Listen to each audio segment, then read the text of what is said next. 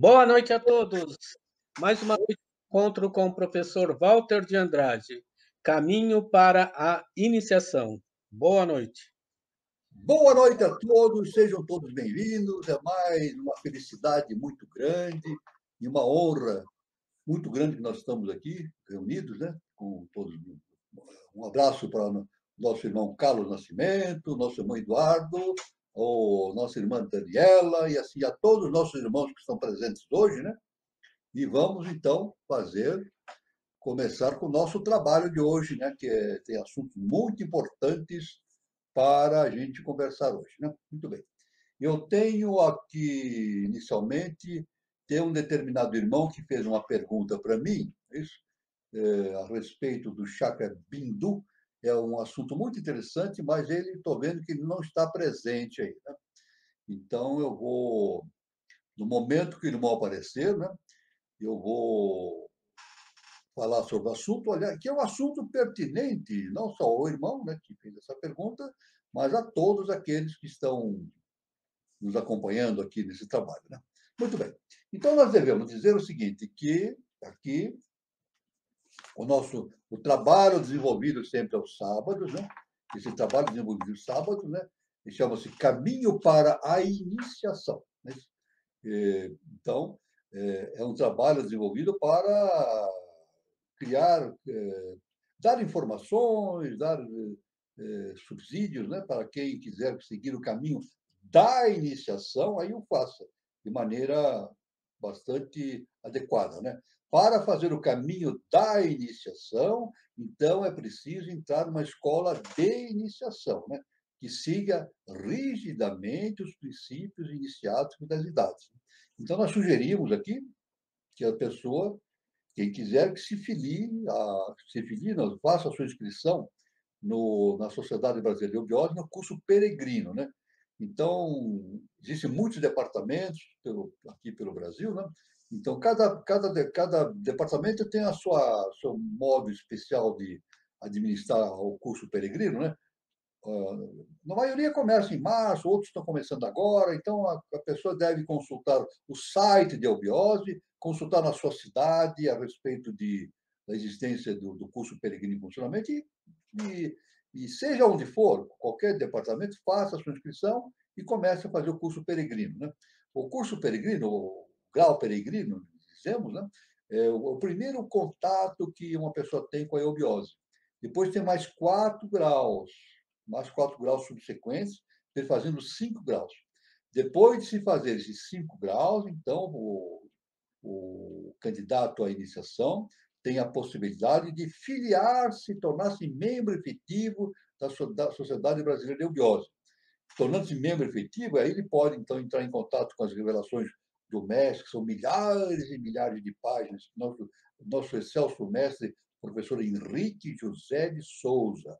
Então, ele pode ver todas as revelações dadas pela professora Henrique José de Souza, entrar em todo o material disponível, né? Participar de ritualísticas, participar de reuniões online ou presenciais, né? Atualmente, nós estamos mais agora estamos basicamente com as reuniões e trabalhos online, né? Devido à situação que nós vivemos, mas isso vai passar com o tempo e logo, logo voltaremos aos nossos trabalhos presenciais, né? Então, esse é o caminho para a iniciação, né? Caminho para a iniciação, que é o trabalho de sábado, que dando possibilidade para o caminho da iniciação. Devemos dizer que esse encontro é destinado a dar a base filosófica e iniciática para aqueles que pretendem seguir o caminho da iniciação, né? Então, a base é sempre a doutrina secreta de Helena Blavatsky e a eubiose do professor Henrique José de Souza, com todos os ensinamentos de todos os grandes instrutores da humanidade, através dos tempos de todas as civilizações, justamente difundido por esses nossos mestres, que eu citei, né, e outros grandes mestres, e assim é importante ter esse foco, né?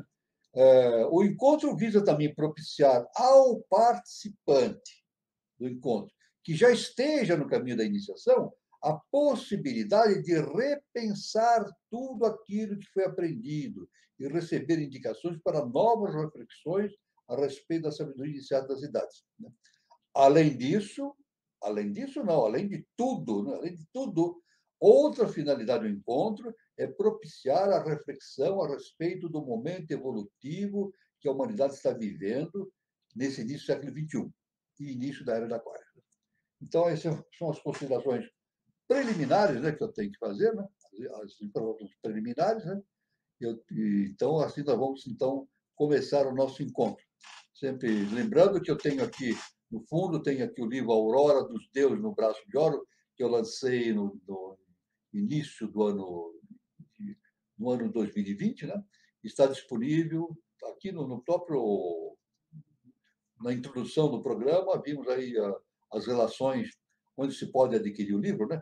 Tanto pode adquirir na própria Eubiose, aqui em São Paulo, no departamento Mooca, né? Tem lá o endereço, tem toda a indicação de telefone, ou então através do CEP. O CEP também tem através do e-mail, pode ser obtido, o CEP manda pelo correio, manda o livro, né, para a pessoa. Tudo bem?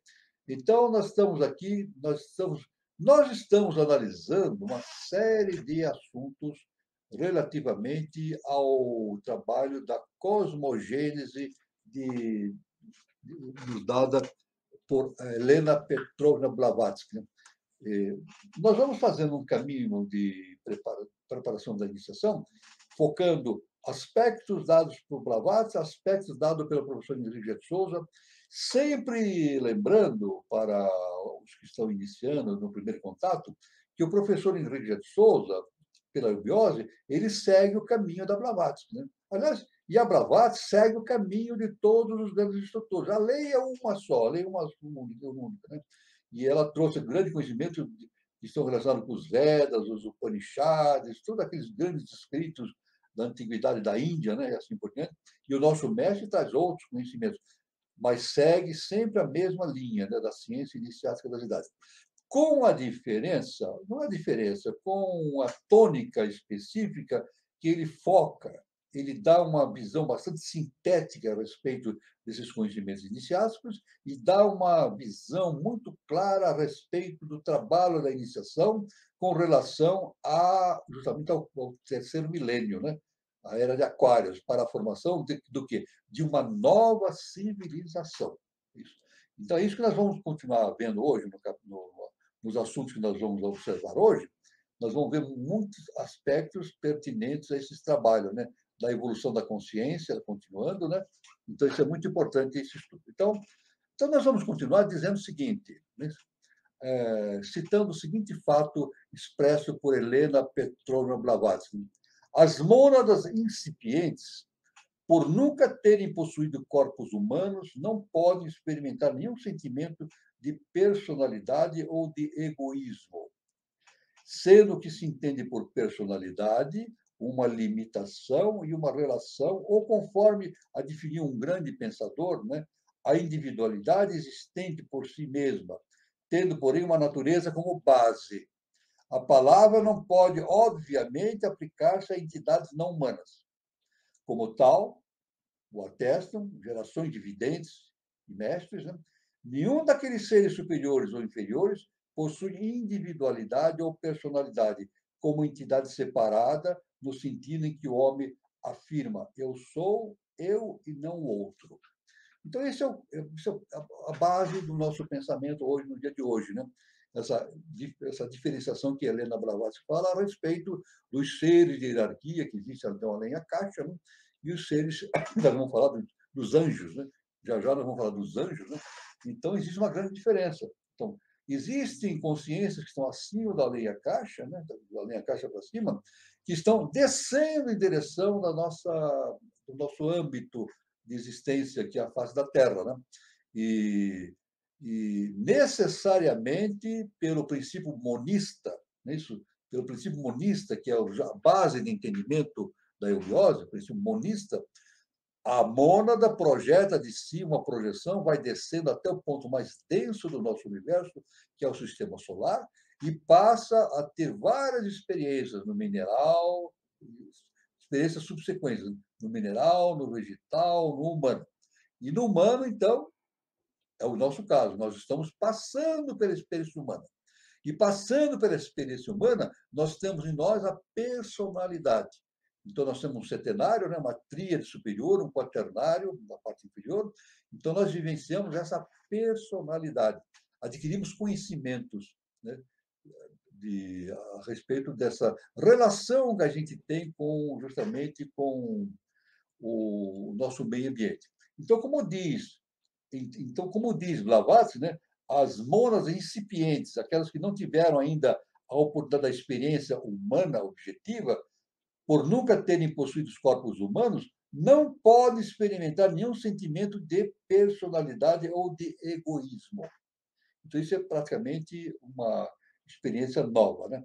Ora, em outras palavras, né, essas consciências que não passaram por essa experiência ainda, né, não têm consciência daquela separatividade tão característica que se observa nos homens e nas coisas da terra. Isso é uma coisa muito importante, né? Então, Descartes, inclusive, nós já comentamos várias vezes esse ponto, né? Descartes, no momento, ele falou: penso, logo existo. Mas, se nós formos no sentido eubiótico também, né? No sentido iniciático, nós podemos ir mais à frente ainda desse pensamento e dizer assim: penso, logo eu penso que existo. Não é verdade? Então, essa questão. Né? Ora, é a questão da separatividade. Não é isso? A personalidade dessa noção da separatividade.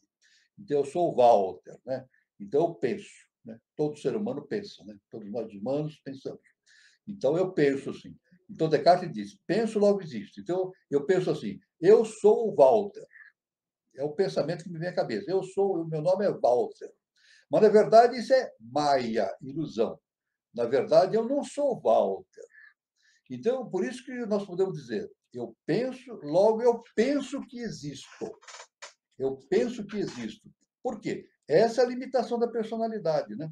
Então, eu digo assim: eu sou Walter, essa é a minha existência. Isso é Maia.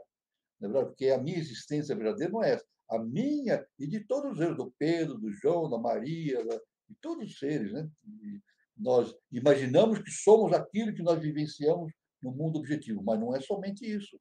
Não é unicamente isso. Existe um processo de justamente da iniciação que o desenvolvimento, não o desenvolvimento, a exteriorização desse Deus potencial que nós temos internamente. Por isso que Jesus falou: vós sois deuses. Eu repito sempre isso porque é básico. Jesus falou: vós sois deuses. Então, nós temos esse Deus interno. E o trabalho nosso na face da terra é justamente pegar esse Deus e desenvolver, exteriorizar esse Deus. É claro que quando eu exteriorizo esse Deus, então a personalidade passa a ter uma atuação secundária no meu comportamento. Ela não vai deixar de existir, mas ela vai ter uma atividade secundária. Ela não vai, eu não posso extinguir essa personalidade, porque não é a função extinguir, mas fazer a harmonização da personalidade com a individualidade, a tríade superior. Então, nós podemos dizer, já por esse texto de Blavatsky, uma coisa muito importante. Viver é um processo alquímico. Olha só, viver é um processo alquímico. Ou seja, o que significa alquimia? Alquimia significa harmonização dos contrários. Olha só, alquimia é a harmonização dos contrários. Então, eu estou no nosso processo de existência, nós harmonizamos a nossa personalidade com a individualidade. Ora, como consequência, quando um ser harmoniza a sua personalidade no setenário, que é o quadrado, aquela quadratura inferior, com a tríade superior, ele harmoniza esses dois, então forma o quê? Um selo de Salomão, uma estrela com 6 pontas. Isso é justamente o símbolo do adepto, torna-se um adepto. Na verdade, isso é muito importante, então, esse conhecimento. Então, é que nem se diz no budismo, né? No budismo é estudado dessa maneira. Quando uma pessoa vive no mundo objetivo, né, ela olha, inicial, são 3 etapas. Numa primeira etapa, ela olha para os outros, é isso?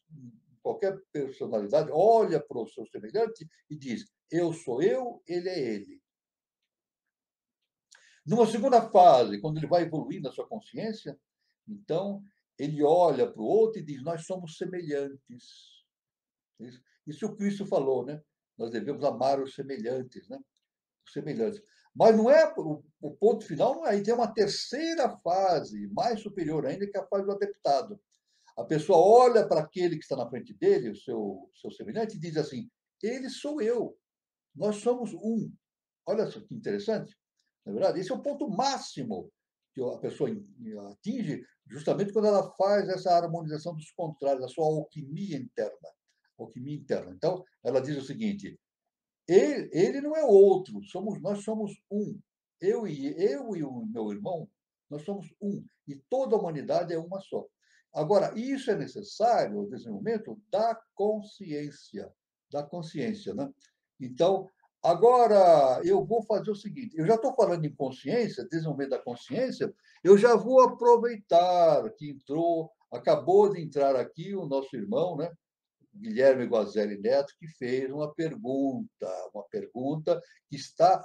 Eu não respondi na vez passada, porque ele não estava presente, né, por motivos pessoais, mas hoje está presente, eu vou responder. E justamente esta resposta coincide com o que nós estamos falando hoje, né? Então, o nosso irmão Guazelli, ele deixou uma pergunta no ar, né? Ele deixou uma pergunta justamente no final de julho, né? Ele deixou a seguinte pergunta, no dia 31 de julho. Ele falou o seguinte: a pergunta, hein? Somente precisamos do conhecimento quando quebramos a ligação do ponto bindu, ou bindu, como chamam? Eu chamo de bindu ou bindu. Repetindo, ele perguntou: somente precisamos do conhecimento quando quebramos a ligação do ponto bindu? É isso? Ora, eu quero dizer o seguinte: o que é o ponto bindu? Está estreitamente relacionado com o que nós estamos falando hoje. O que é o ponto bindu? É algo localizado na cabeça, numa determinada região da cabeça, né? E é um chakra. É um chakra bem pequenininho. É isso? Olha, é claro que pela filosofia da Índia antiga, né, citado nos Vedas, né, quantos chakras nós temos? Milhares. Né? Os Vedas dizem que temos mais de 80 mil chakras, 80 mil, 86 mil chakras. Né? Os 7 principais são esses que nós estudamos, né, nas escolas iniciáticas. São 7 chakras principais.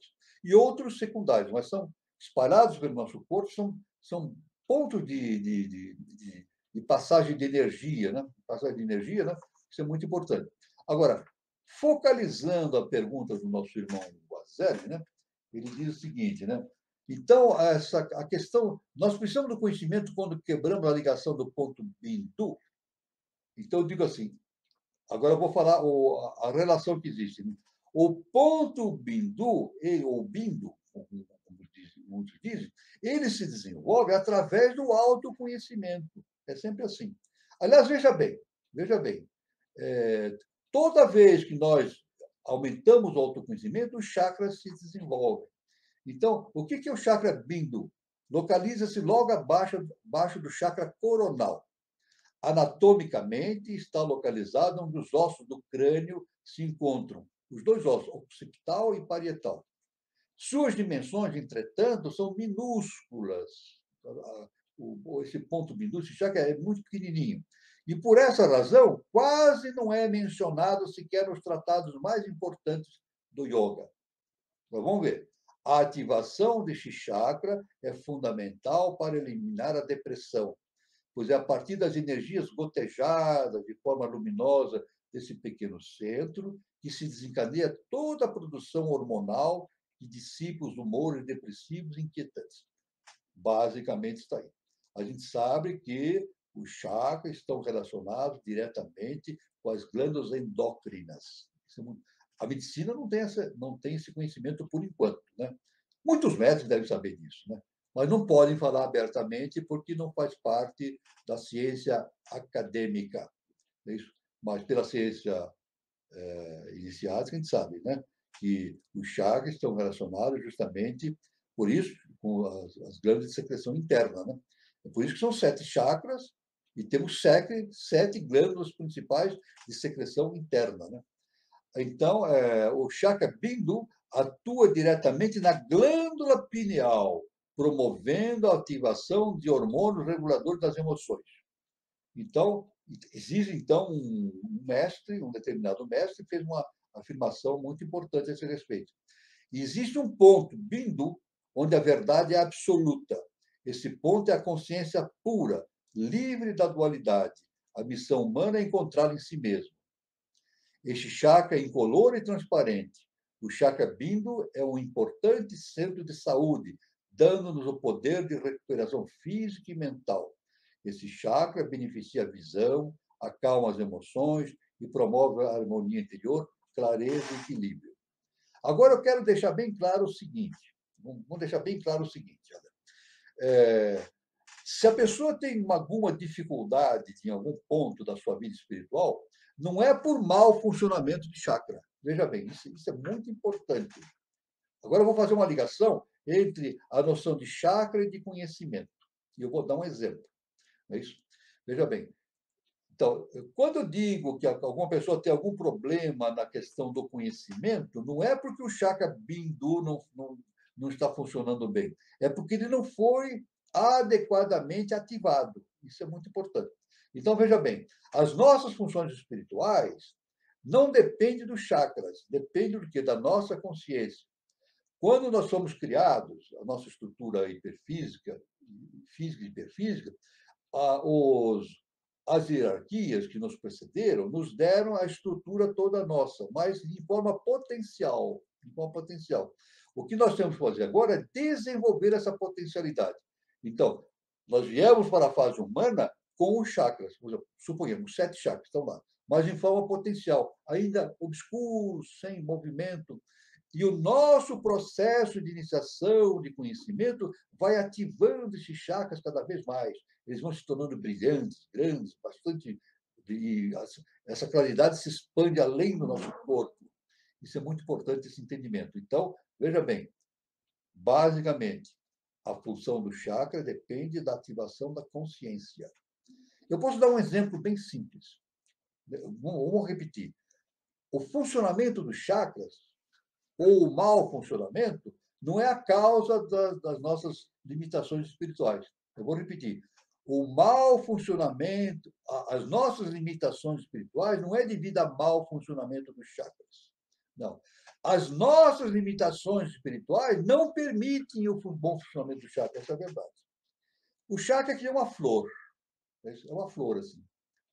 Uma flor que se projeta além, falando sobre o duplo etérico, ele se projeta além do duplo etérico, alguns centímetros além do duplo etérico. E ele se liga com justamente o sistema nervoso central, nossa coluna, o sistema nervoso central. Né?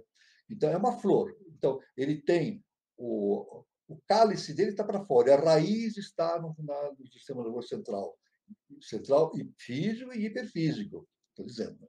Então, então, vou dar um exemplo a respeito da ação do chakra e do conhecimento. O chakra é uma flor. Então, vamos supor que eu tenho um vaso. Em casa eu tenho uma flor, né? Um vaso, não é isso? E com o tempo essa flor vai definhando. Ela vai definhando, vai morrendo, vai encurvando, né? Então, por que ela definha? Falta de água e falta de nutrientes na terra. Falta de nutrientes, falta de água. Então, mas eu posso imaginar, ela está morrendo porque ela não está funcionando bem, porque a raiz dela não está funcionando bem, não está absorvendo a água e os nutrientes. Mas não é verdade. Não é verdade? A flor não está se desenvolvendo bem porque eu não estou cuidando bem dela. Não é isso? Então, como é que eu quero que essa flor fique bonita, viçosa? Tem que pôr na terra nutrientes e água. Esse é o chakra. O chakra é uma flor. Se nós não damos nutrientes, essa flor não se desenvolve. O que é esse conhecimento? A autoconhecimento, a iniciação.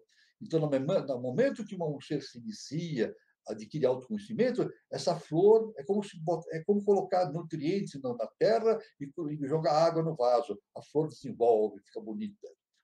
Então, essa é a resposta que eu quero dar para o nosso irmão Guazelli a respeito dessa relação entre os chakras e o conhecimento. Né? Então, A raiz de tudo é o conhecimento, não é isso? O chakra é uma consequência desse conhecimento.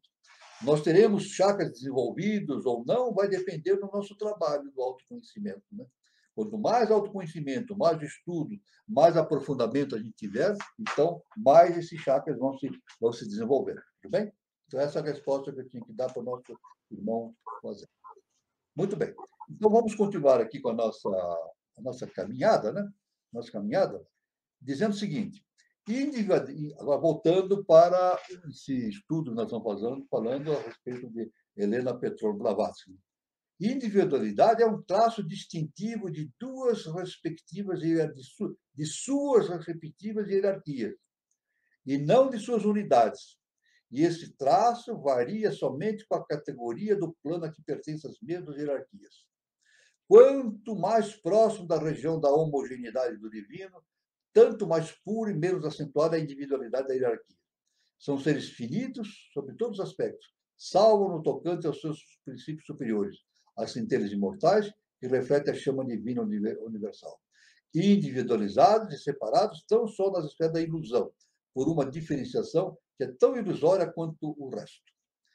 Então, esse é o ponto de nós estamos fazendo essa visão, né, a respeito do autoconhecimento, o desenvolvimento das nossas estruturas físicas e perfísicas, e essa relação que existe dos seres superiores do monismo com a personalidade humana. Estamos passando pela experiência humana, e a nossa função de vivência e evolução é justamente desenvolver toda a nossa capacidade de entendimento e, com isso, desenvolvendo as nossas características físicas e hiperfísicas. Eu passo para o nosso irmão Carlos Nascimento, para ele fazer as suas observações, e também abrir para perguntas, para dar prosseguimento ao nosso trabalho. Então, professor, tudo isso é muito interessante, né? E a gente vai refletindo sobre o que o senhor vai falando, sobre tudo que a Helena Blavatsky deixou aí para a humanidade. E eu gostaria também que o senhor falasse um pouco sobre o seguinte: todo esse processo que a gente tem de iniciação, todo esse processo de desenvolvimento de consciência, não é um processo só aqui do planeta Terra.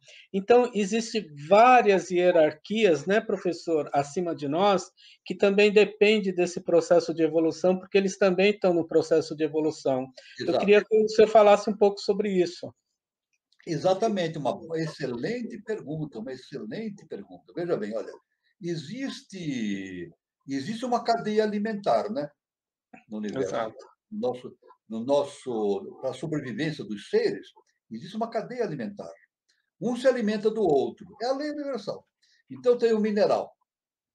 O vegetal, o que ele precisa fazer para sobreviver? Ele se alimenta do mineral. Aí vem o animal. O animal, para sobreviver, o que ele faz? Se alimenta do vegetal. É isso. E o homem, para sobreviver, o que ele faz? Ele tem que comer, ele tem que se alimentar do mineral, do vegetal e do animal. Se alimentar das três hierarquias. Então, a gente vê que existe uma cadeia alimentar. Eu não estou entrando no mérito agora se é bom ser carnívoro ou não. Não é bom nem mal, é o necessário atualmente. Isso aí partindo dos ensinamentos do nosso mestre, o professor Henrique José de Souza. Né? A alimentação carnívora, no futuro, o ser humano vai ser frugívoro, vai comer frutas. Mas, atualmente, no quarto sistema, no momento que nós vivemos, a alimentação carnívora é uma necessidade. Não é bem nem mal, é o necessário para determinadas pessoas. Então, existe uma cadeia alimentar, não é isso? Repetindo, o vegetal se alimenta do mineral, depois o animal come a planta, se alimenta, depois vem o homem, come o mineral, alimenta. E nós também servimos de alimentos. Olha que importante. Nós servimos de alimentos. Qual é o alimento que nós fornecemos para quem e como? É a mente, o mental.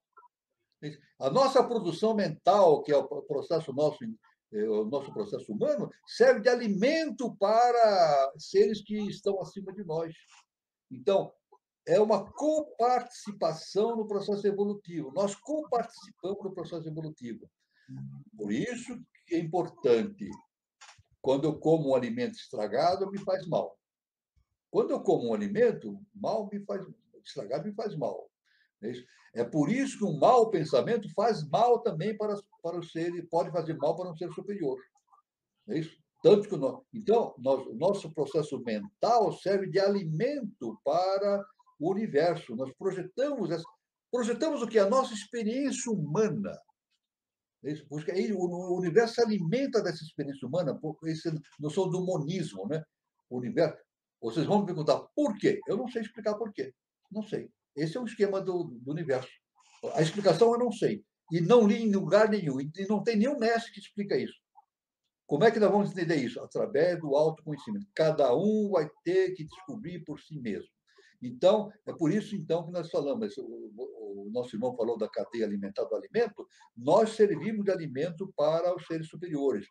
E tanto que o nosso mestre, nosso amado mestre, professor Henrique de Souza, ele fez a seguinte advertência, é isso, que nós devemos ter, os discípulos devem ter cuidado com aquilo que fazem, com o que pensam, com o seu comportamento, para não prejudicar o seu mestre. Porque o mestre faz uma ligação. Quando a pessoa está na iniciação, o mestre abre as portas do seu aura, da sua intimidade psíquica, né? E hiperfísica, espiritual, e recebe o discípulo como seu filho. Então, se a pessoa pensa mal, age mal, ele vai fazer o seu mestre sofrer. O nosso mestre diz: um discípulo que não se comporta bem faz o seu mestre sofrer. Porque o seu mestre. Nada pode atingir o mestre. Só atinge se ele permitir. Na verdade, se atinge se ele permitir. Que nem Jesus, né? Alguém poderia pegar Jesus Cristo e crucificar? Ninguém. Ninguém tinha o poder, veja bem, ninguém tinha o poder de prender Jesus e crucificá-lo. Ele podia escapar, se ele quisesse, ele ia embora, acabou. Ninguém punha a mão nele. Por que crucificaram? Por que prenderam e crucificaram? Porque ele permitiu. Era a missão dele. Então, é como se diz, Jesus não foi uma vítima, ele foi o quê? Um ato de doação por amor pela humanidade. O ato dele foi por amor à humanidade, não foi vítima. Não foi vítima, não. Porque se ele não quisesse, ele não seria crucificado. É isso? Assim acontece com o mestre. Então, essa é a importância que o nosso irmão trouxe, a questão da alimentação, né, irmão? Isso. Se você quiser fazer alguma outra observação, quiser puxar para Não, professor, olha, o pessoal está até agradecendo porque foi muito bem explicado, professor. Então, essa maneira prática de pensamento e colocar esse pensamento prático para a gente como conhecimento do senhor, professor Walter, é fantástico. Eu quero dizer que o Guilherme também agradeceu a sua tudo resposta. bem. Estamos à disposição. E tem uma pergunta aqui do Cauã Tupinambá. O conhecimento sintetizado é o santo grau? O conhecimento espalhado e disperso em vários lugares é a busca do santo grau? Bom, eu vou dar uma resposta bastante objetiva, simples e direta. O que é o Santo Grau? Nós somos o Santo Grau. Irmãos, nós somos o Santo Grau. Cada um de nós. Veja bem, pelo budismo, pelas teorias da iniciação do Oriente, dá-se uma imagem muito clara a respeito dessa questão do conteúdo e do continente. Eu tenho uma taça, né?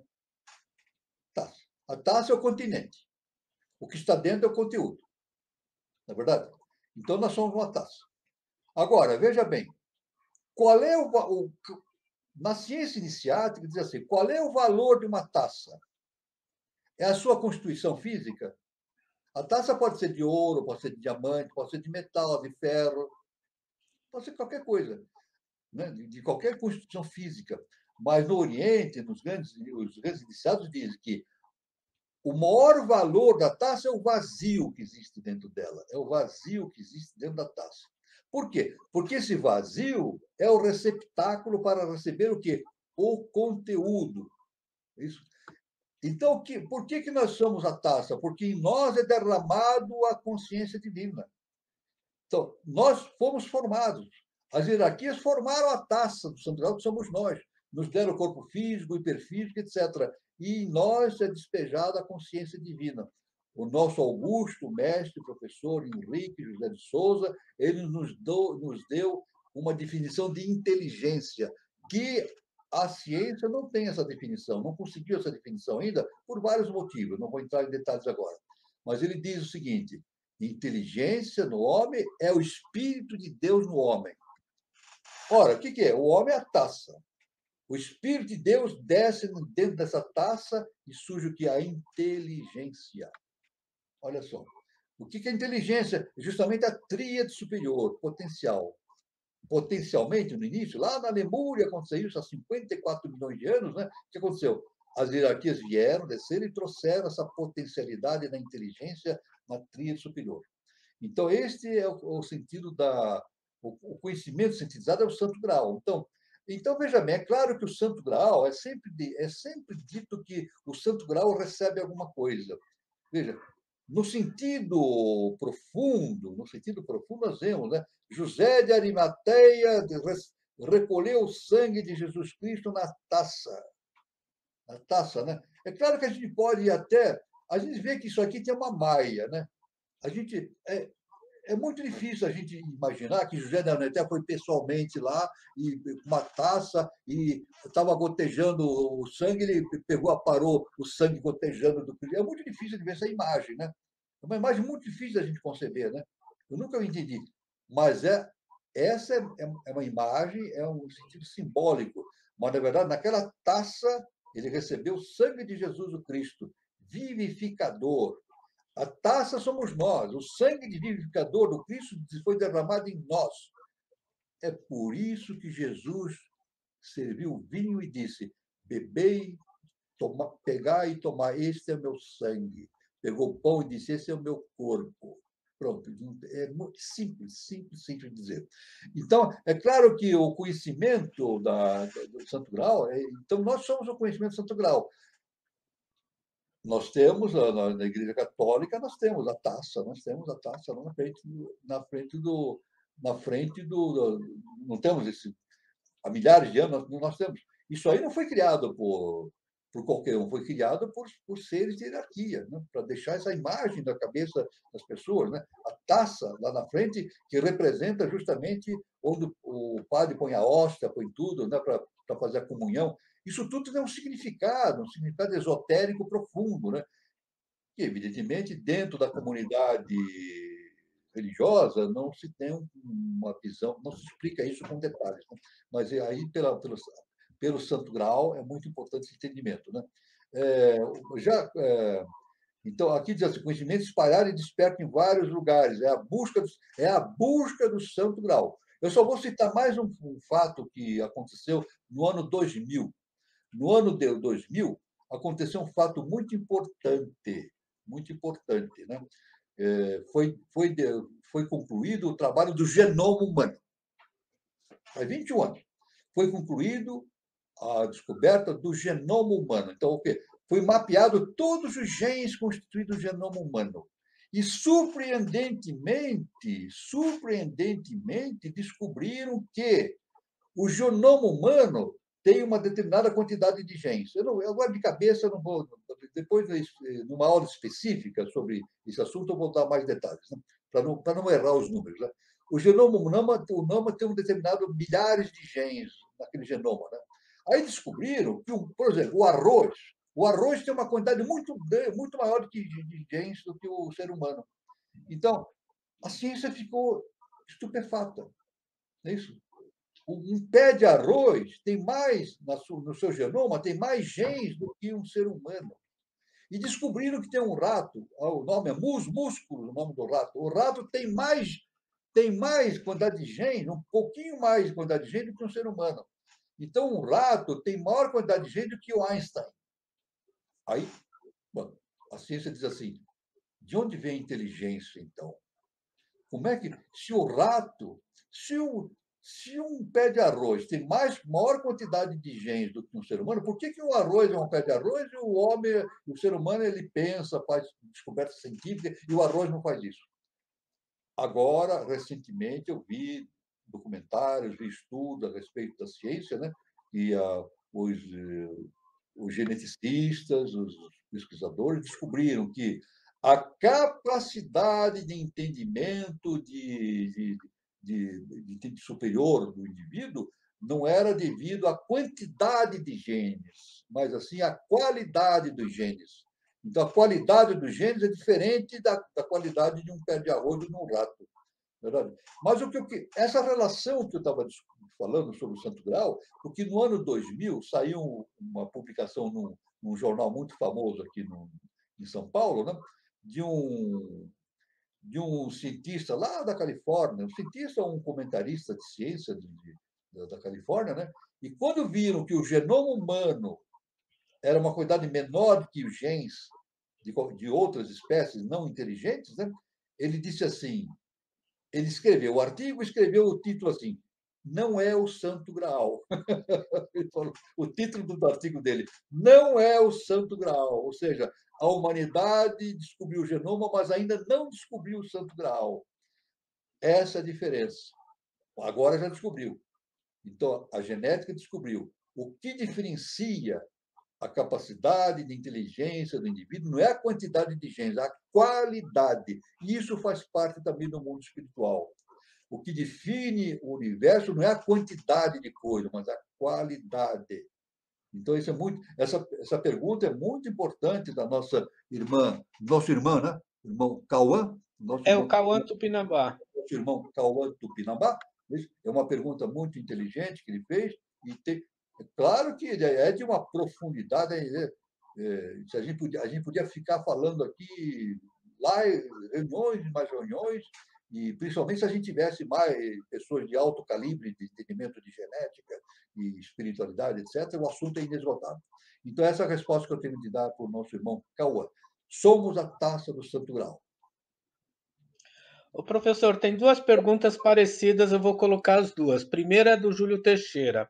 O vazio é o supremo para o taoísta. Exatamente. E a Alice coloca, sim, o vazio iluminador. Caríssima mestra HPB. Exatamente, o vazio é isso. Agora eu quero dizer o seguinte, veja bem, quando a gente diz o vazio, não é simplesmente, veja bem, não é o vazio por inexistência de coisa, é o imanifestado. O vazio é o imanifestado. Vamos dizer bem o seguinte, né? Então, eu tenho a taça, né? A taça, ele tem é o continente. A taça é o continente. Agora tem o conteúdo está vazio. Mas a divindade projeta de si a sua consciência e preenche essa taça. Então, esse continente, o que é esse fenômeno? É a manifestação. Então, a divindade projeta nessa taça através do projeto de manifestação, gerando o mundo que nós vivemos, um mundo objetivo, denso, né? Físico, né? Tanto animal, vegetal e especificamente o nosso mundo humano. Então, o vazio. Aí vem a noção do arquétipo, né? Esse termo foi criado até na cultura ocidental pelo grande Carl Gustav Jung, arquétipo, né? Na verdade, o arquétipo ele não é vazio, ele não é bem nem mal, ele não tem polaridade, né? Ele não tem polaridade. E nós podemos fazer desse vazio, desse arquétipo, o que nós determinamos pela nossa livre-arbítrio, ou para o bem ou para o mal. É isso? A gente pode usar bem ou usar mal. É isso? Então, eu posso pegar um arquétipo, é isso? Que é esse vazio, mas é justamente o imanifestado que eu trago para a Terra, eu posso transformar em lama ou em ouro. Vai depender do meu estado de consciência. Eu posso transformar em lama ou em ouro esse arquétipo. Então, por isso que o estado de consciência é muito importante para a definição daquilo que nós produzimos no mundo físico denso objetivo, né? Então, isso é muito. O assunto é muito O assunto é muito vasto, né, professor? vasto. E agora, uma coisa a gente pode ver: a ciência acadêmica está longe de entrar nesses detalhes. Né? A ciência acadêmica está longe ainda.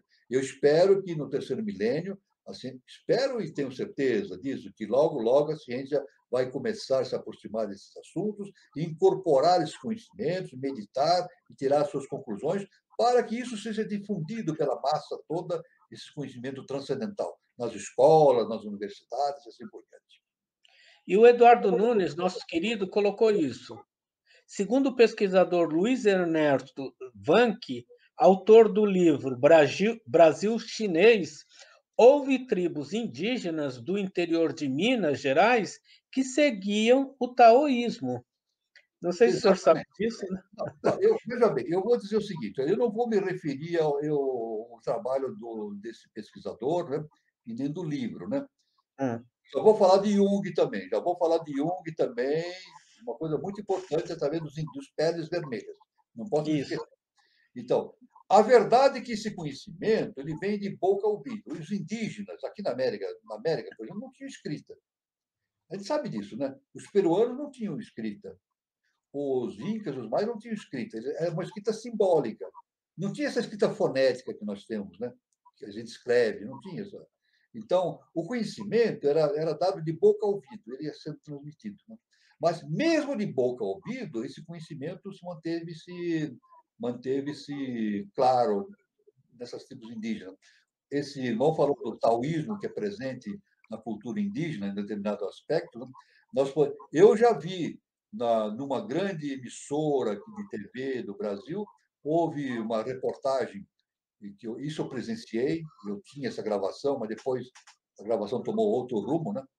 É, Nessa gravação, um cacique conversando com o repórter, o cacique contou para o repórter. Esse cacique era um cacique, mas ele já tinha feito o curso universitário. Né? Era um cacique estudado também no mundo da ciência acadêmica, mas ele continuava como cacique. Né? Eu não vou dizer o nome dele, porque não, não é o caso. Né? Mas ele disse: aqui na nossa tribo existe um conhecimento muito grande que vem de tempos muito antigos e vem de boca a ouvido. A gente não escreve nada, mas de boca a ouvido. Inclusive, ele citou para esse repórter, ele disse que na minha tribo as pessoas sabem que no passado os deuses viviam na face da terra. E hoje os deuses estão debaixo da terra, estão interiorizados. Olha só que coisa! Um cacique falando de uma tradição indígena que foi contada por Helena Petrovna Blavatsky no século XIX através das suas revelações. E lá a tribo indígena no Brasil eles já sabiam disso, né? Que existiam o quê? Os mundos subterrâneos, olha só, olha, os mundos subterrâneos. Né? E é claro que essas civilizações, esses povos, eles têm esse conhecimento. É pena que pode ser que esse conhecimento seja desviado, seja extravasado de forma inadequada e seja perdido. Esperamos que não, né? Esperamos que não. Por isso que a nossa missão é preservar esse conhecimento, pesquisar e trazer, manter isso vivo. Né? então, professor, e ele continua, o Eduardo continua. Eu quero só falar mais uma coisinha Tá. sobre o Jung, né? Falaram sobre Jung, os peles vermelhos. Alguém falou sobre peles vermelhas aí? Não, ele falou o seguinte: essas etnias Sim, compreendiam a dualidade, o yin e yang, melhor do que os cristãos regulares que chegaram no século XVI. exatamente. Eu quero dizer, nós vamos proximamente estudar essa migração de transoceânica que houve da Europa para a América, né? Mas devemos dizer que aqui na América já existiam seres trabalhando, seres de hierarquia. Então, entre os maias, os incas, os astecas, já existiam seres de hierarquia, de alta hierarquia, trabalhando no meio dessas etnias, né? E dentro da etnia brasileira também. O Tamandaré, por exemplo, o Tamandaré é um ser de hierarquia, é um mito que existe, é um mito do Tamandaré, mas não é somente um mito, é uma realidade pelo lado espiritual. Né? Então, esses seres trabalharam, estavam continuando a trabalhar essa cultura espiritualista da América justamente para fazer essa fusão, né? Para preparar esse acasalamento, né? Essa integração entre o mundo ocidental, né? o mundo o mundo da Europa, né? O mundo europeu com as Américas, para fazer essa fusão, justamente caminhando para uma nova civilização. Eu só quero dizer o seguinte, mais uma coisa importante dos arquétipos. Né? O Carl Gustav Jung ele esteve entre os peles vermelhas. Ele passou uma parte da sua vida entre os peles vermelhas, nos Estados Unidos, né? Estudando os peles vermelhos. Isso faz parte da sua obra. Né? E ele foi estudar, então, a ritualística dos peles vermelhas. Isso. Então, ele descobriu o seguinte, uma coisa impressionante. É claro que todo povo entra em guerra, né? Isso faz parte da humanidade e dos capítulos da história evolutiva fora da Terra, como citei, né? Mercúrio, Vênus e Lua, né? Sempre faz parte. A guerra existe, né? Esperamos que um dia isso termine, né? Mas os peles vermelhas faziam guerras também entre eles, né? No seu tempo.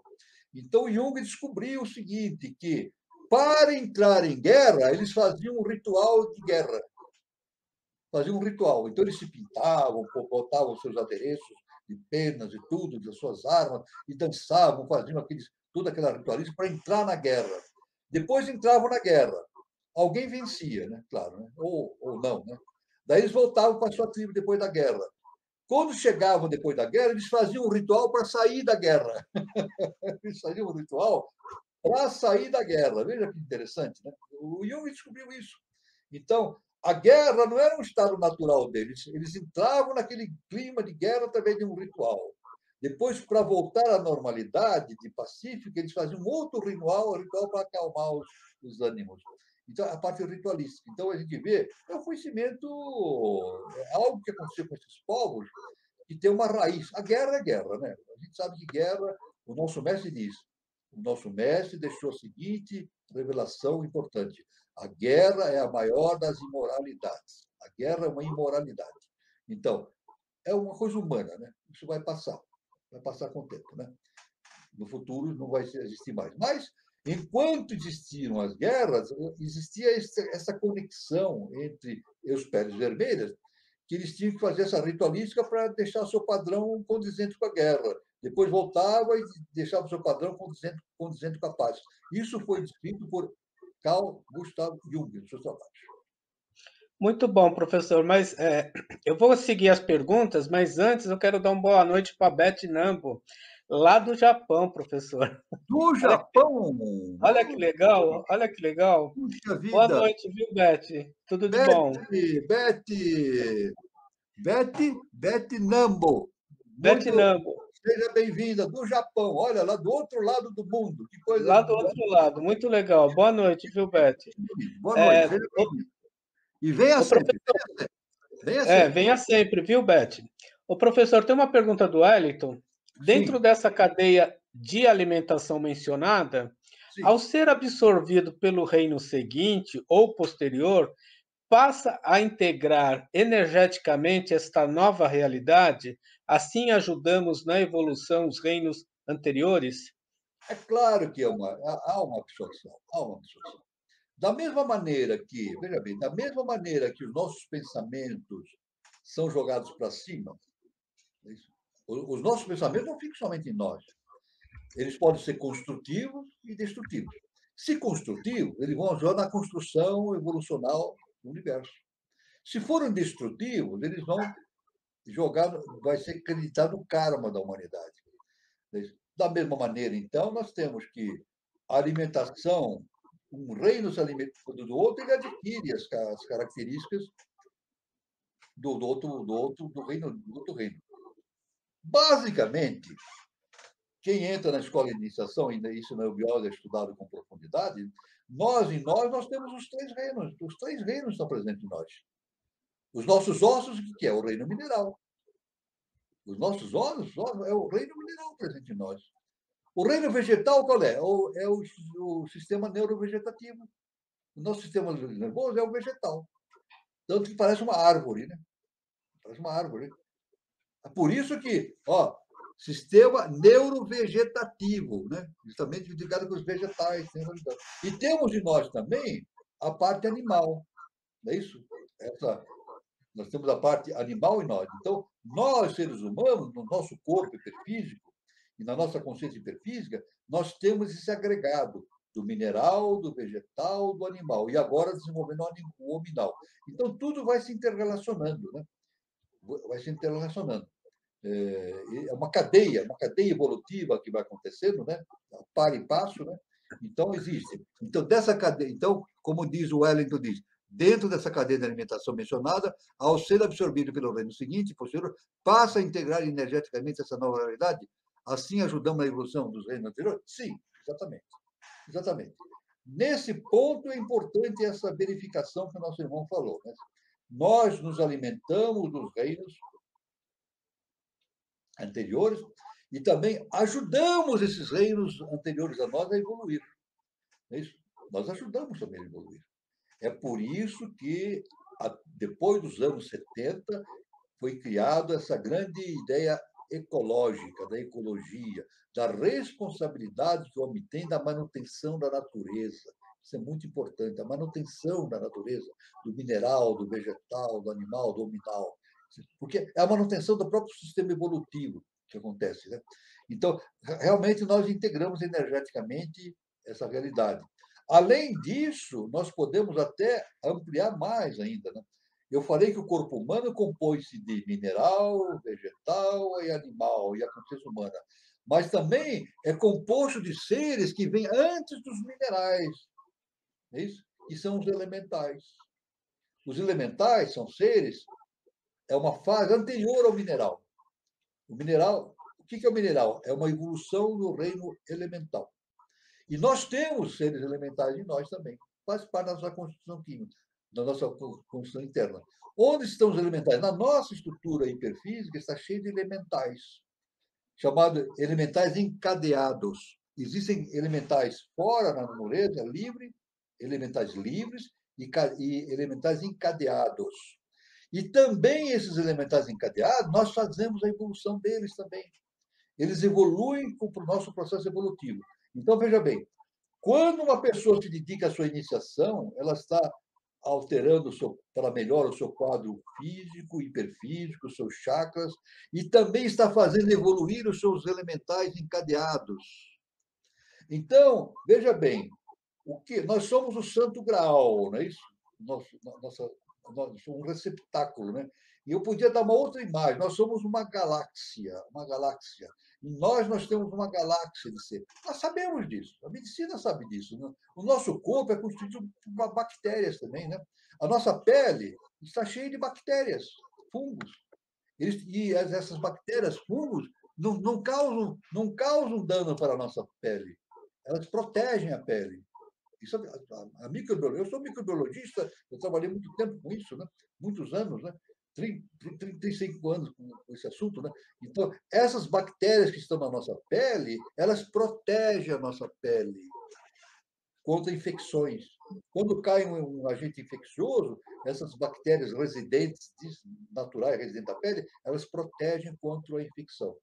Tanto que os próprios dermatologistas desaconselham que a pessoa, ao se lavar, bom, isso aí cada um vai consultar o seu dermatologista, mas eu já ouvi dermatologista falando isso. Né?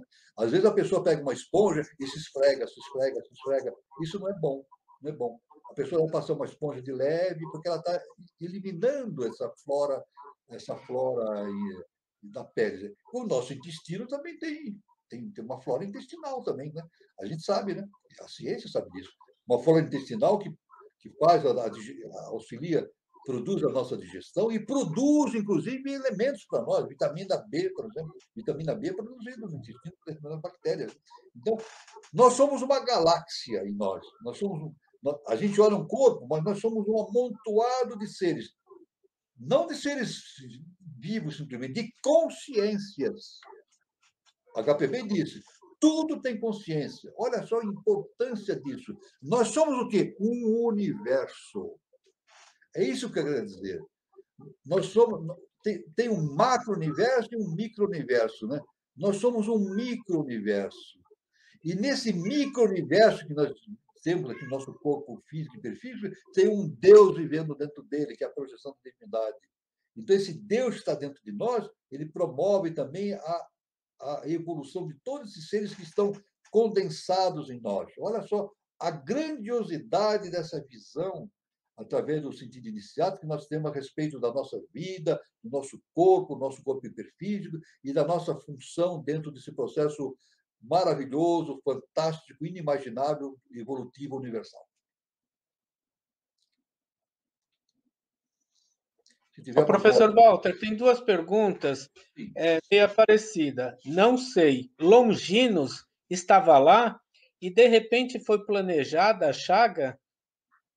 Bom, Longinos teve uma importante função. Ele teve uma importante função. Ele deu, ele deu uma lanceada em Jesus, né?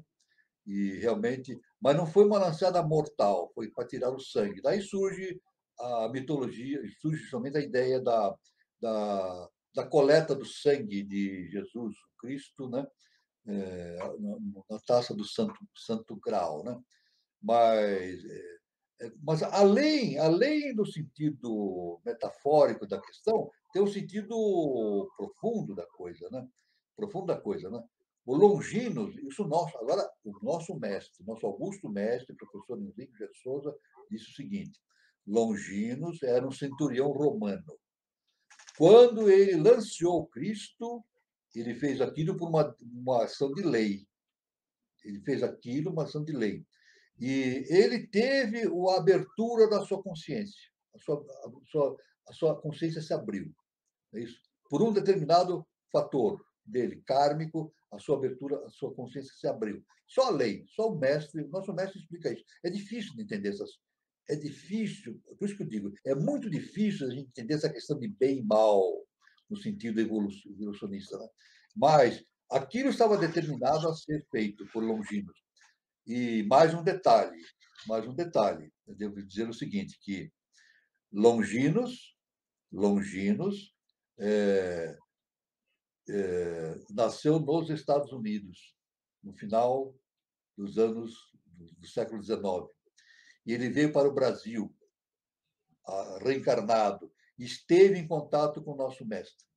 E eu devo dizer mais uma coisa: ele esteve em contato, ele reencarnado esteve em contato com o nosso mestre e está sepultado junto na frente da campa justamente no nosso mestre, o corpo físico dele está sepultado, Longinos. Então tem toda uma história aí, é tudo a lei do karma. A lei do karma vai, mas Longinos teve uma abertura da sua consciência quando ele fez isso, né? Esse ato, né? Agora, para entender isso é difícil, não é fácil. Isso tudo é muito difícil de entender. A gente precisa. O nosso mestre, olha, eu vou dizer mais uma coisa, repetindo mais uma coisa.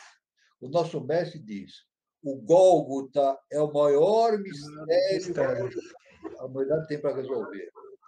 Sou eu que vou explicar? Não. É um mestre que vai explicar? Não. Cada um vai ter que descobrir por si mesmo.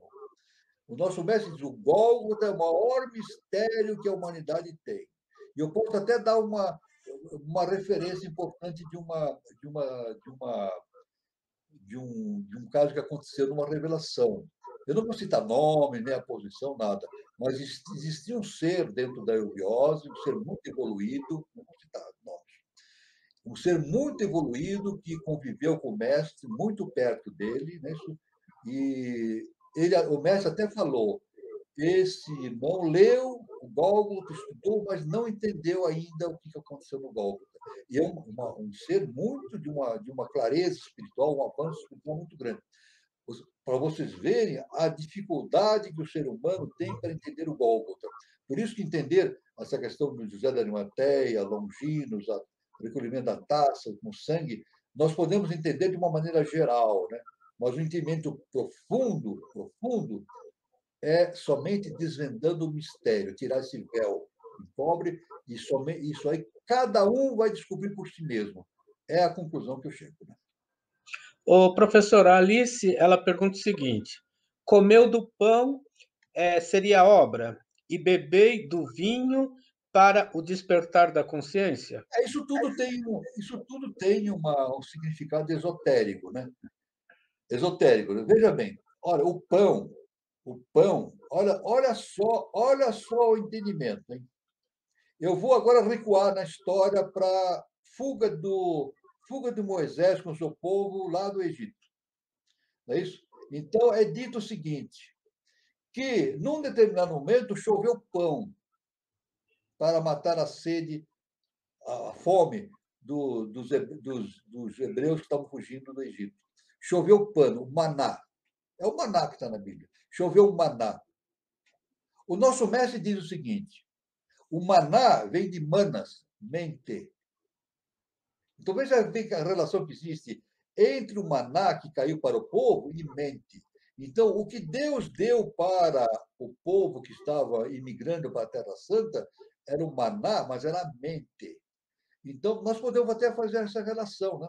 Quando Cristo Jesus falou, comei o pão, esse é o meu corpo, ele pode dizer, ele pode ter dito o seguinte: esse é o maná dos céus, é a minha mente, a minha consciência superior. E bebei do meu vinho, bebei esse vinho, esse é meu sangue. É o sangue justamente daquela aliança, aquela aliança que ele tinha com o superior, né? Com a Arca da Aliança. Ele tinha uma ligação com a Arca da Aliança, o próprio Moisés tinha a Arca da Aliança. Sempre lembrando que quando Moisés montou o seu tabernáculo e dentro desse tabernáculo estava a arca, na verdade essa arca não era arca, era a garta. E só ele entrava. Ou então os sacerdotes escolhidos por ele. Não era qualquer um que entrava. Somente podia entrar naquele âmbito ele ou os sacerdotes devidamente preparados para essa função. Então, a garta. Então, comei do meu pão, comei esse pão, esse é o meu corpo. Então, podemos entender isso. Comei isso, esse é o maná dos céus. O maná dos céus, assim como aconteceu com os retirantes hebreus do Egito, né? E bebei este vinho, bebei o vinho, esse é meu sangue, o sangue da aliança, o sangue da aliança, o trabalho que ele teve com relação à divindade, né? A sua lealdade à divindade. Né? Então, tudo isso tem um símbolo, mas atrás desse símbolo tem um significado esotérico e universal profundo. O professor, o Guilherme Guazelli, ele pergunta o seguinte: se o vazio é iluminador, o silêncio seria o quê?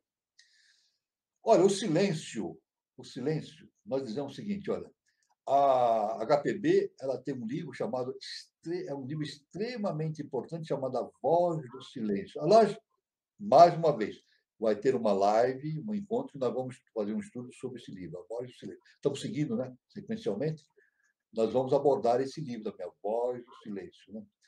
O silêncio, normalmente, é justamente, veja, o que é o silêncio? É a ausência. O silêncio é a ausência de tudo, de som, de qualquer atividade? Não. Aqui, dentro da eubiose, a gente chama de dharana. Dharana, a perfeita concentração mental. Então, quando nós entramos em dharana, nós nos concentramos mentalmente. Nós não nos deixamos perturbar por fatos externos ou fatos internos. Dharana, perfeita concentração mental. Estabelecendo dharana, a gente estabelece dhyana, que é justamente a meditação. Estabelecendo a meditação, a gente passa para samadhi, que é a contemplação. Então, isso tudo nos leva à concentração do vazio, do silêncio. Mas não é o vazio que nós imaginamos, a ausência de qualquer coisa, não. É uma voz interna. Uma voz interna, o nosso Deus que está dentro de nós. Agora, veja bem, para ouvir o Deus que existe dentro de nós, o que nós devemos fazer? Fazer esse silêncio, dharana. Porque se nós deixamos toda essa convulsão do mundo físico girando na nossa mente, o Deus não consegue se manifestar, não consegue. Nós não permitimos. Ele não consegue, não. Nós não permitimos que esse Deus se manifeste. Então, o silêncio, nós podemos dizer, o silêncio é justamente a concentração. É claro, numa meditação é necessário o silêncio. Mas não é um silêncio eliminando tudo e partindo para o vazio. Não é o vazio. É justamente o silêncio nos leva para o todo.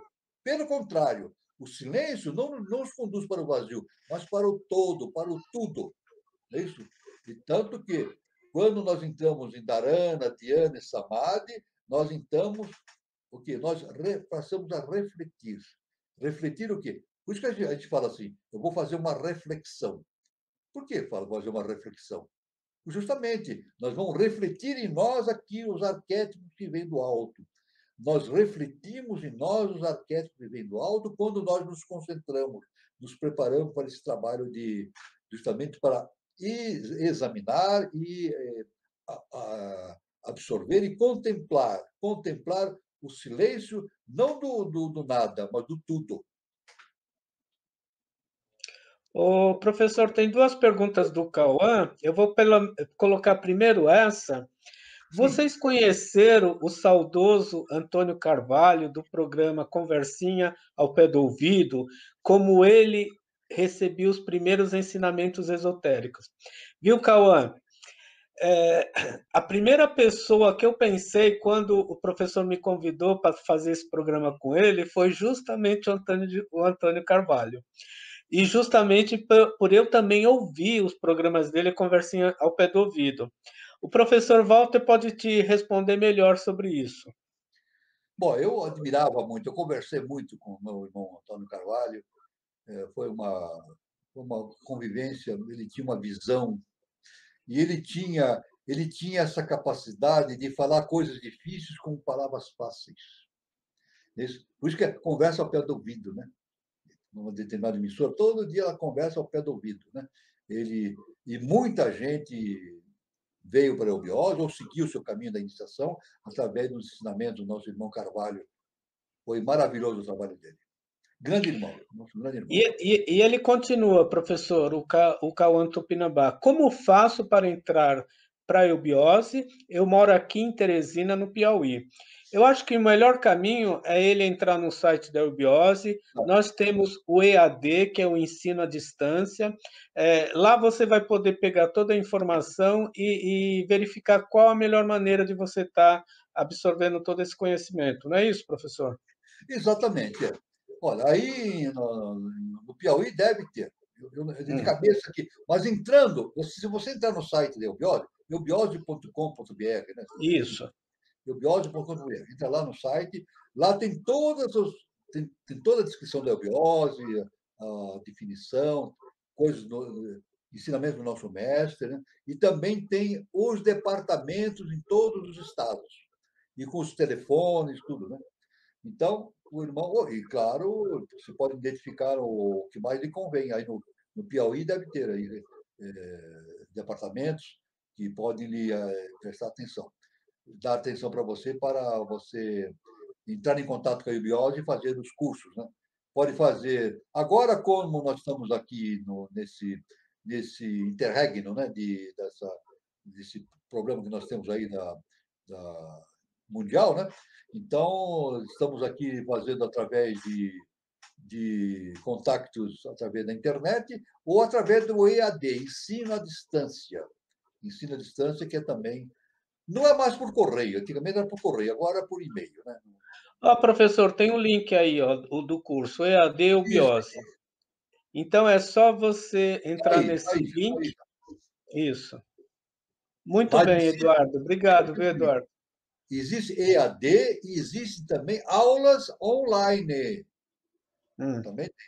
Não só EAD, mas existe aulas. Aqui em São Paulo, existe um trabalho dado no Peregrino, aulas online num determinado dia da semana. Então, a pessoa conecta no computador, ela pode, inclusive, trocar ideia, como nós estamos fazendo aqui. Né? No EAD, ela vai trocar ideias mandando e-mail. Lá no, pelo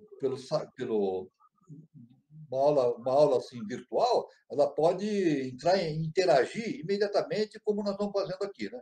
Aí a pessoa escolhe o que é mais importante para ela. Né? Isso, professor. Eu tenho essa pergunta aqui da Alice, ó.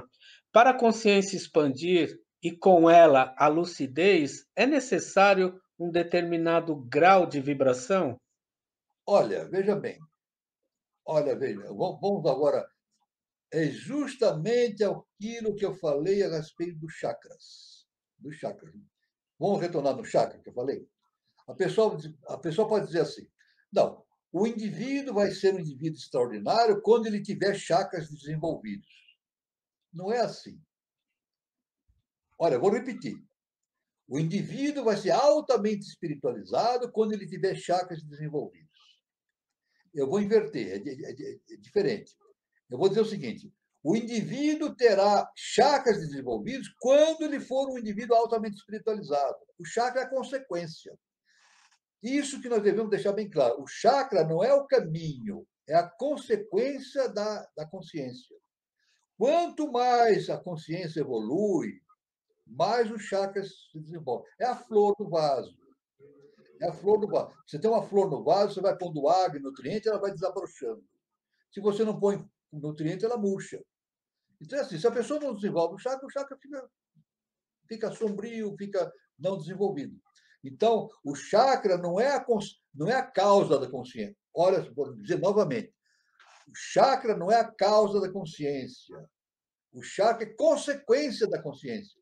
Quanto mais consciência a pessoa tiver através do seu desenvolvimento, do seu estudo, da sua iluminação, o chakra vai se tornando maravilhoso. Tanto que nós temos o chakra cardíaco. O chakra cardíaco, na verdade, é um reloginho em nós. E se nós somos na Igreja Católica, nós vamos ver na imagem do, do Sagrado Coração de Jesus. Como é o Sagrado Coração de Jesus? Ele está com o peito aberto e o seu coração à mostra. O amor universal. É o amor do chakra cardíaco. Está ali. Então, o chakra cardíaco de um mestre iluminado, é isso demonstrante. Então, é uma coisa importante. Né? Agora, esse chakra se desenvolve quando a consciência se desenvolve. O chakra é produto da consciência, e não o contrário. Ô, professor, a Olha aí, minha chegou gata. ele. Chegou ele. Não, Ô, eu quero professora Ana Cristina, esse irmãozinho que nós vamos passar aí, ele é agora um gatinho, né? Mas ele vai ser um ser humano também, vai viu? ser um ser humano no Ele futuro, vai, é? no quinto Ah, sistema evolutivo, ele do vai que- passar para a evolução humana. Viu? Então, vamos tratar bem dele, porque vai ser um ser humano. Professora, até ela gosta de ouvir o senhor falando Que aí, bom, nos já instruindo. está no caminho. Ela já está no caminho. Já está no caminho. A Ana Cristina de Araújo pergunta o seguinte: podemos dizer que a intuição é a voz do silêncio? A voz do silêncio, exatamente. Exatamente. Exatamente. A voz do silêncio. Aliás, a HPB nos dá três salas, né? Ela dá de três salas, uma sala da ignorância, uma sala da sabedoria, e no meio depois nós vamos, no momento oportuno, a gente vai entrar nesse livro, A Voz do Silêncio. Então, ali, na sala intermediária, existe a flor que desabrocha, que é justamente o conhecimento. Né? Mas ela diz que esse conhecimento também pode ter algo negativo ali. Né? A pessoa precisa tomar cuidado para não ser picado por algo negativo e, e se prejudicar. Né? Então, a intuição, é claro, a intuição é a voz do silêncio. Somente vai conseguir a intuição quem desenvolver dharana. Dharana. Primeiramente, desenvolver mental abstrato. Isso é importante. Desenvolvendo o mental abstrato, a pessoa migra do mental concreto, que é justamente da personalidade, para a tríade superior. Estando na tríade superior, ela vai desenvolver justamente Buddhi, que é a intuição. E depois vai desenvolver o Cristo interno que é o Atman. Então, realmente é isso, a intuição é a voz do silêncio. A pessoa se concentra, entra no processo de recepção das capacidades intuitivas e ela recebe realmente essas intuições do alto. Nós só não recebemos essas intuições do alto porque nós estamos mergulhados na personalidade. Repetindo, o que bloqueia essa comunicação nossa com o alto é a nossa personalidade. É a nossa personalidade. Convulsa. A nossa personalidade é convulsionante, cheia de problemas, cheia de assuntos para resolver, não sei o que lá, não sei o que lá. Né? Então, aliás, eu vou contar uma história. Eu vou contar uma historinha para você, para ir terminando a nossa. Há muitos anos eu conheci uma pessoa, há muitos anos, há mais de 30 anos. Né? Eu já estava em eubiose, né? Então eu contei para ela que eu estudava filosofia, o conhecimento iniciático, etc. Né? Então, sabe o que essa pessoa me respondeu? Ela me disse o seguinte: olha, eu vou fazer o seguinte, eu vou começar a estudar filosofia quando eu resolver todos os meus problemas. Quando eu resolver todos esses problemas que eu tenho na cabeça e na minha vida prática, aí eu vou estudar filosofia. Já se passaram 35 anos. Eu gostaria de encontrar essa pessoa novamente e perguntar para ela assim: você já resolveu todos os seus problemas para estudar filosofia? Ela disse: não, apareceram mais ainda. Ela vai responder isso. Aqueles problemas que eu tinha, alguns eu resolvi, mas apareceram outros ainda E eu não consigo, não vou estudar nunca filosofia porque eu tenho muitos problemas. Esse é o erro. Quais são os problemas? É o entrave da personalidade. O entrave da personalidade. Tem muitos que entram na escola de iniciação e vão embora. Ele diz assim: não, eu tenho coisas mais importantes para fazer. Não dá, não tenho tempo, não tenho tempo. Minha cabeça está cheia. Eu estou com muitas responsabilidades, muitos problemas. Vou embora, não sei o que lá. Aí que está. Esse é o problema. Agora, finalizando, existem muitas coisas importantes para fazer na vida. Nós temos muitas coisas importantes para fazer na vida. Gerar filhos, isso é muito importante, ter filhos, né? Casar, construir uma sociedade, fazer política, fazer a construção de uma boa política, uma política sadia, construir uma nova civilização, etc. Né? E resolver os problemas todos financeiros, problemas econômicos, de profissão. Mas qual é a coisa mais importante que cada um tem na vida? É a sua iniciação. Veja bem. O mais importante que um ser humano tem para fazer na vida é a iniciação, é fazer o despertar do seu Deus interno. Os outros problemas são decorrentes, os outros problemas podem ser resolvidos mais rapidamente, harmonizados através do seu autoconhecimento. Então, essa é a mensagem final que eu queria deixar, mas nós vamos voltar para esse assunto. O assunto é infindável.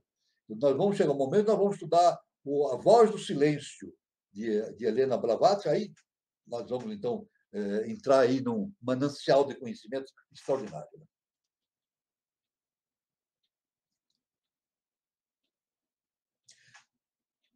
Professor, em virtude do horário, eu já vou passar o recadinho da nossa roda de conversa Tudo bem? na próxima terça-feira, tá? Então, na próxima terça-feira, o mesmo horário, a roda de conversa aqui no canal 3005. Então, portanto, dia 17, né? Deixa eu apagar aqui. Dia 17.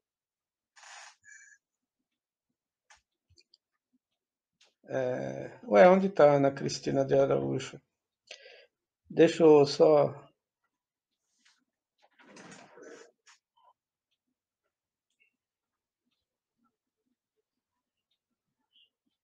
Aqui, achei.